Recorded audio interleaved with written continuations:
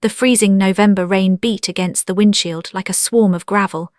Inside the rusted sedan, the heater blew a thin, lukewarm breath that barely cleared the frost from the glass.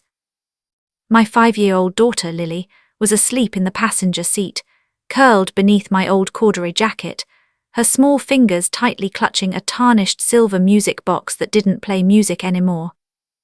My hands shook on the steering wheel, not from the cold, but from the echoed roar of my father's voice still ringing in my ears, a sound that had just fractured my world into a million irreversible pieces. "Don't ever come back," he had roared, slamming the heavy oak door of the family homestead so hard the porch lights flickered out. Now the taillights of the cars ahead blurred into long, bleeding streaks of red on the dark highway. We had nowhere to go, no money left in my bank account, and the terrifying realization was settling into my chest. I had just lost the only safety net I ever knew, on the one night the world promised warmth and family. My name is Julian Vance. At 32, my life could be measured by the grease beneath my fingernails and the miles logged on a service truck. I am an industrial mechanic, a man who spends 10 hours a day fixing massive, broken assembly lines in cold manufacturing plants, only to come home to a small, rented duplex and try to fix a life that feels permanently stalled. My daily routine was a clockwork of survival. Wake up at 4:30 a.m., brew black coffee so strong it burned, pack Lily's lunchbox with precisely cut apple slices, and drive her to my aunt's house before my shift started. I am quiet, fiercely protective, and stubborn to a fault. My greatest emotional wound wasn't the poverty. It was the sudden, quiet departure of my wife, Clara, 3 years ago. She hadn't left for another man. She had simply packed a single suitcase, looked at me with hollow eyes and said, "I can't breathe in this town anymore, Julian. And I can't carry your family's weight." My biggest fear was that Lily would look at me one day with those same hollow eyes and realize her father wasn't enough to keep her safe. Yet beneath the exhaustion, I held onto a quiet, fragile dream, to buy a small piece of land out west, away from the suffocating judgment of the Vance name, and build a workshop where I could restore old, discarded things. I valued loyalty above all else, a trait that had unfortunately kept me tethered to a family that viewed me as an outcast. The town of Blackwood was a place built on old timber money and older grudges. The Vances had owned the local mill for 3 generations, a legacy maintained by my father, Arthur Vance, with an iron fist and a total absence of grace. Growing up, our house was less of a home and more of a corporate headquarters, where affection was a transaction and failure was an unpardonable sin. My brother Thomas had followed the script perfectly, Wharton degree, a flawless wife from a prominent family, and a seat at the right hand of my father's desk. I, however, had chosen a wrench over a briefcase, and worse, I had married a girl from the wrong side of the tracks. Our family holidays weren't celebrations, they were performance reviews. Every Thanksgiving, the extended family gathered at the estate on Elm Lane, dressed in tailored wool and pearls, to pass around heavy silver platters of turkey and quiet, devastating insults disguised as polite conversation. I usually sat near the end of the long mahogany table, keeping my head down, focusing on cutting Lily's food into tiny, manageable bites. Lily was a quiet child, observant beyond her years, who communicated mostly through small, gentle gestures, a tug on my sleeve, a soft pat on my hand. She didn't speak much, a trait the family attributed to a lack of discipline, but I knew it was because she was constantly reading the room, searching for the hidden traps my family loved to set. The dynamic shifted drastically 3 months before that fateful Thanksgiving when Marcus arrived in town. Marcus was an older man, a retired master clockmaker who had rented a small, dilapidated storefront next to the auto shop where I frequently ordered parts. He was a man of silver hair, deep-set wrinkles that seemed earned through laughter rather than worry, and eyes that held a sharp, penetrating intelligence. Our first interaction was entirely accidental. I was sitting on the curb during my lunch break, trying to fix a jammed zipper on Lily's school backpack with a pair of needle-nose pliers, when a shadow fell over me. "You're forcing it," a deep, resonant voice said. I looked up, annoyed, ready to tell him to mind his business. Marcus didn't look away. Instead, he reached into his pocket, pulled out a small vial of specialized oil and handed it to me. A single drop on the third tooth. Let gravity do the work, young man. I hesitated, then took the vial. I applied the oil and the zipper slid open smoothly. I tried to hand the vial back, but he waved his hand dismissively. Keep it. A man who tries to fix his daughter's bag with industrial pliers needs all the help he can get. Over the next few weeks, Marcus became a steady, quiet fixture in my life. He didn't ask about my family, and he didn't judge my all-stained clothes. Instead, he invited me into his workshop, a place filled with the hypnotic, rhythmic ticking of 100 ancient clocks. It was there that Lily found the silver music box. It was sitting on a back shelf, covered in dust, its lid scratched and its internal gears frozen by decades of neglect. When Lily picked it up, her small fingers tracing the faded engravings of wild roses on the lid, Marcus didn't snap at her to put it down. He simply knelt to her eye level and smiled. That one has a stubborn heart, little one. It refuses to sing for just anyone.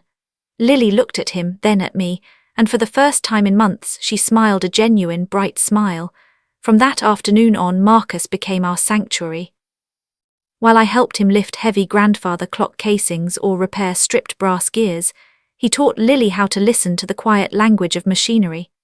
Every mechanism has a pulse, Julian, Marcus told me one evening as we shared a thermos of cheap coffee. If you force it, it breaks. If you understand its weight, it yields. I wish people worked that way, I muttered, staring at my hands. Marcus looked at me deeply, his expression unreadable. They do.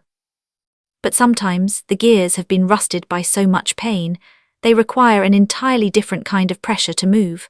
The tension in my life, however, was a coiled spring waiting to snap. The first true emotional question arose a week before Thanksgiving. I had received an urgent, certified letter from the bank stating that the mortgage on my small duplex had been bought out by a private holding firm, and my rent was being tripled effective immediately. When I investigated the name of the holding firm, the tracks led directly back to Vance Enterprises. Why was my father trying to price me out of my own home? I hadn't asked him for a dime in 10 years. I had worked hard, paid my bills, and kept Lily away from his toxic influence as much as possible. Why now? When I confronted my brother Thomas outside the mill, he wouldn't look me in the eye. He merely adjusted his gold watch and said, "Father thinks it's time you grew up, Julian. You're embarrassing the family name living like a vagrant on the east side. He's offering you a position in logistics at the mill, but it comes with conditions. You move back to the estate and you let a proper nanny raise Lily. Father says her silence is a bad reflection on our lineage." A cold fury had washed over me. "Tell father to go to hell," I whispered. "He expected you'd say that," Thomas replied, his voice chillingly detached. "Just remember, Julian, Thanksgiving is next week. Father expects a decision by dessert." The night of Thanksgiving was unseasonably dark, the air thick with the scent of impending snow. I had resolved not to go, but my aunt, the only person who had shown me an ounce of kindness after my mother passed away, begged me to attend. "For peace, Julian," she had pleaded over the phone. "Just show your face, don't let him win by default." So I dressed Lily in her best velvet dress, one that was slightly too short but meticulously clean, and we drove to the estate. The dinner was a masterclass in psychological warfare. My father sat at the head of the table like a king inspecting his subjects. Every time Lily reached for a roll or dropped her fork, a heavy, suffocating silence fell over the room. The first major emotional reversal occurred halfway through the meal. My father raised his crystal glass, signaling for silence. "I have an announcement," Arthur Vance said, his voice cutting through the clinking of silverware. "As many of you know, Vance Enterprises is expanding into the logistics sector. To ensure our legacy remains secure, I am naming Thomas as the sole heir to the estate and the majority shareholder of the company." The room erupted into polite applause. I kept my eyes on my plate, entirely unsurprised. But then my father turned his gaze directly toward me. "As for Julian," my father continued, his smile completely devoid of warmth, "I am giving him a final opportunity to redeem his failures. I have purchased his debt. I own his home." If he signs over legal guardianship of Lily to Thomas and his wife for the next 5 years, to ensure she receives proper medical and social structure, I will wipe his slate clean and give him a manager's salary. The room went dead silent. My aunt gasped. I felt the blood rush to my ears, a roaring sound like a jet engine. I looked at Thomas, expecting to see triumph, but to my utter shock, my brother looked absolutely terrified. He was pale, his hands trembling as he gripped his napkin. He wasn't the architect of this cruelty, he was a hostage to it. He didn't want my daughter, he was terrified of what our father would do to him if he refused. No, I said. My voice wasn't loud, but it cut through the room like a blade. Arthur Vance's eyes narrowed into slits. What did you say? I said no. I stood up, pulling Lily's chair back. You can take the house, you can take every dime I don't have, but you will never, ever touch my daughter. My father stood up, his face contorting into a mask of pure, unadulterated rage. He slammed his fist down, shattering a porcelain gravy boat. Then you are nothing to this family, you are a parasite. Get out of my house. Take that broken child and get out. And don't ever come back. That brought us to the highway, the freezing rain turning into heavy, blinding snow. Lily was still asleep, her small hand resting on the silver music box. I pulled into the parking lot of an all-night diner, the neon sign buzzing weakly against the storm. I put the car in park, rested my forehead against the steering wheel, and finally let the tears fall. I had failed. I had no home, no money, and my family had completely discarded us. Suddenly, a soft knock on the driver's side window startled me. I looked up. Standing in the freezing snow, wearing a heavy canvas coat and a wool cap, was Marcus. I rolled down the window, stunned. Marcus. What are you doing here? I've been following your taillights since you left Elm Lane, he said, his breath pluming in the cold air. Unlock the door, Julian, it's freezing out here. I unlocked the doors and Marcus climbed into the back seat. He looked at Lily, who was just beginning to stir, then at me. His face wasn't filled with pity, it was filled with a fierce, quiet determination. Why are you here, Marcus? I asked, my voice cracking. How did you even know where I was? Because I know your father, Marcus said softly.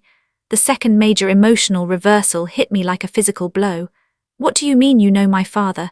Marcus reached into his heavy coat pocket and pulled out an old, faded photograph.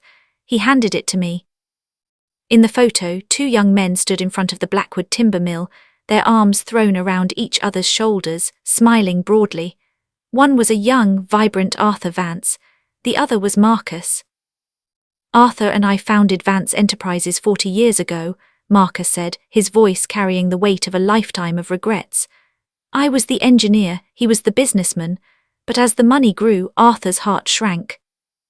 He wanted to squeeze out the workers, to maximize profits at the expense of human lives. When I opposed him, he used a legal loophole in our partnership agreement to strip me of my shares, my reputation, and my life's work. He ruined me, Julian. And I let him do it because I thought fighting him would destroy the town. I stared at the photograph, then at Marcus. Why didn't you tell me? Because I needed to see who you were first, Marcus said gently. I came back to this town 3 months ago to finish what we started, to take back what he stole. But when I met you, I realized something far more important. Arthur didn't just steal my company, he destroyed his own family. He turned his sons into instruments of his ego. Except for you. You broke the mold, Julian. The unexpected truth began to reshape everything I thought I knew. Marcus reached into his pocket once more and pulled out a small, intricate brass key. He didn't hand it to me. Instead, he reached forward and tapped the silver music box sitting in Lily's lap. Lily woke up fully then, her wide eyes reflecting the dim neon light of the diner. She looked at Marcus, then down at the music box. Go ahead, little one, Marcus whispered. Try the key. Lily took the brass key from Marcus's hand. With a steady, surprisingly confident motion, she inserted it into a hidden seam at the base of the music box, a detail I had never noticed despite staring at it for weeks. She turned the key 3 times. A crisp metallic click echoed through the car. The scratched silver lid popped open. There was no music. Instead, tucked tightly inside the velvet-lined compartment was a pristine, legally stamped document. It was a certified copy of the original partnership agreement of Vance Enterprises, bearing a critical, unvoided clause. In the event of an unethical hostile takeover or forced dissolution of partnership, 51% of all voting shares automatically revert to the founding engineer or his designated legal proxy. Attached to the document was a recent legal filing dated just 2 days ago. Marcus had legally named me, Julian Vance, as his sole proxy and heir. "I don't understand," I stammered, the words catching in my throat. "Why me? I'm just a mechanic." "You're a man who knows how to fix things without breaking them," Marcus said, his eyes shining with unshed tears. "Arthur thinks he owns you because he bought your debt, but this document proves that we own the mill, we own the land. We own the very chair he sits on. I didn't have the strength to fight him alone, Julian, but with you we can save this town, and we can save your brother." The final emotional reversal occurred 3 days later, on Monday morning. The snow had blanketed Blackwood in a deceptive, serene white. Inside the boardroom of Vance Enterprises, Arthur Vance sat at the head of the table, flanked by high-priced corporate lawyers and a visibly miserable Thomas. They were finalizing the paperwork to seize my duplex and finalize the logistics expansion. The heavy double doors of the boardroom swung open. Arthur didn't look up immediately. "I told the secretary no interruptions," he snapped. "She didn't have a choice, Arthur," a voice called out. My father froze. He slowly lifted his head, his face turning an ash grey as his eyes landed on Marcus, who walked into the room with an undeniable authority. Behind Marcus walked me, dressed not in grease-stained coveralls, but in a clean, sharp suit, holding Lily's hand. "Marcus," Arthur whispered, his voice stripped of all its usual thunder. "You're dead. You left this town 20 years ago." "I came back to check on my investment," Marcus said calmly, placing the original partnership agreement on the polished mahogany table. "And to introduce you to your new majority shareholder." Arthur's eyes darted to me, then to the papers. He lunged forward, grabbing the document, his hands shaking violently as his lawyers scrambled to read over his shoulder. The lawyers' expressions instantly changed from corporate arrogance to absolute panic. "This is impossible," Arthur breathed, looking at me with a mixture of terror and burning hatred. You're nothing. I kicked you out. I told you to never come back." "And I didn't come back as your son, father," I said, my voice steady, completely devoid of the fear that had haunted me my entire life. "I came back as your boss." I turned my gaze to Thomas, who was staring at me with wide, unblinking eyes. The fear in my brother's face was gone, replaced by something entirely new. "Hope." "Thomas," I said gently, "the logistics expansion is cancelled. The mill is going to stop squeezing the town, and we're going to start treating the workers like human beings. And your position as executive director is secure, if you want to work with me, not for him." Thomas looked at our father, who was slumped in his chair, suddenly looking like a very old, very defeated man. Then Thomas looked at me, a slow, genuine smile breaking across his face for the first time in our adult lives. He nodded once, a silent vow of solidarity. The climax of the story didn't happen in that boardroom, however. It happened later that evening, back at the small duplex. Marcus had used his legal authority to permanently dissolve the holding firm's debt, securing the property in my name forever. We sat in the living room, a fire crackling in the small hearth. The storm outside had passed, leaving behind a quiet, peaceful world. Lily sat on the rug by the fire, the silver music box open beside her. As I watched her, she reached into the velvet compartment one more time. Her small fingers felt a secondary catch, a tiny hidden spring at the very bottom of the box. She pressed it. A soft, mechanical whirring sound filled the room. The music box began to play. It wasn't a corporate anthem or a complex classical piece. It was a beautiful, hauntingly familiar lullaby, the exact song my mother used to hum to me when I was a frightened little boy hiding from my father's temper in the upstairs closet. I choked back a sob, realizing the final, beautiful truth. My mother hadn't known Marcus, but she had bought this music box from his shop decades ago, before it fell into disrepair. Marcus had recognized it the moment Lily brought it to his counter. He had spent weeks secretly repairing the internal comb and the gear train, matching the melody to the old repair records he kept from my mother's visit 30 years prior. Marcus looked at me from the armchair, a gentle smile on his face. I told you, Julian. Every mechanism has a pulse. Sometimes it just takes the right people to make it sing again. Lily stood up, holding the playing music box in both hands. She walked over to me, climbed onto my lap and wrapped her small arms around my neck. For the first time in 3 years she spoke. Her voice was small, clear, and filled with an absolute certainty that healed every broken corner of my soul. "We're home, Daddy," she whispered. I held her tight, buried my face in her hair, and listened to the music fill the warm room. We had been discarded, rejected, and told to never come back. But we hadn't just survived, we had found our true destination. We had found a family built on love, justice, and the beautiful, unbreakable bonds of the people who refused to let each other break. If this story touched your heart, please take a moment to like the video, subscribe to the channel for more unforgettable cinematic narratives, and share it with someone who needs a reminder today that even when the world closes its doors on you, a better one is waiting to be built.